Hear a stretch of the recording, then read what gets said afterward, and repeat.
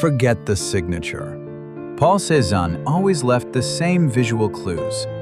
Once you know what to look for, you'll recognize his masterpieces in less than 3 seconds. First, look for hidden geometry. Cézanne wasn't interested in copying nature. He wanted to reveal the hidden structure of nature. He wanted to build it. To him, an ordinary apple was a sphere, a tree trunk was a cylinder, and a mountain became a massive, solid block of color. He wasn't trying to paint a fruit, he was constructing a world. If everyday objects feel heavy, structured, and almost architectural, you're looking at Cézanne.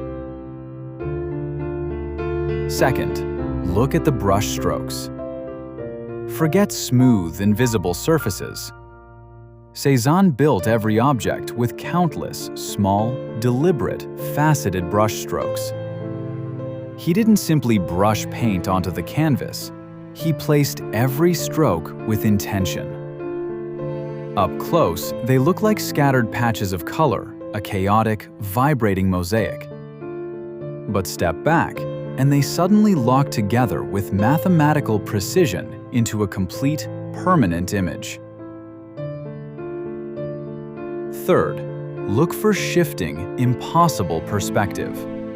Tables lean forward, plates tilt unnaturally, bottles don't quite line up with the reality around them. Cézanne despised perfect realism. He often painted the same object from slightly different viewpoints at the same time to capture the experience of looking rather than simply recording reality. The perspective feels unusual, confusing, even wrong, yet somehow more believable because of it.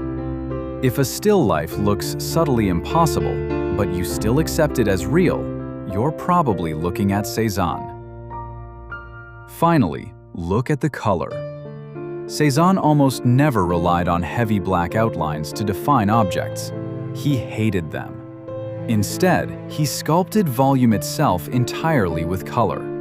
He understood that warm and cool colors create the illusion of depth. Warm oranges meet cool, receding blues to create volume and shadow. Greens melt into violets. Objects don't simply sit on the canvas. They emerge and grow from carefully balanced layers of color. If objects feel solid and carved out of color itself, that is the unmistakable signature of Cézanne. So, remember the revolutionary formula: hidden geometry, vibrating mosaic of strokes, shifting perspective, and form built with color. Now, let's put your new superpower to the test. Look at these 4 paintings. Only one is a genuine Paul Cézanne. Can you spot the master?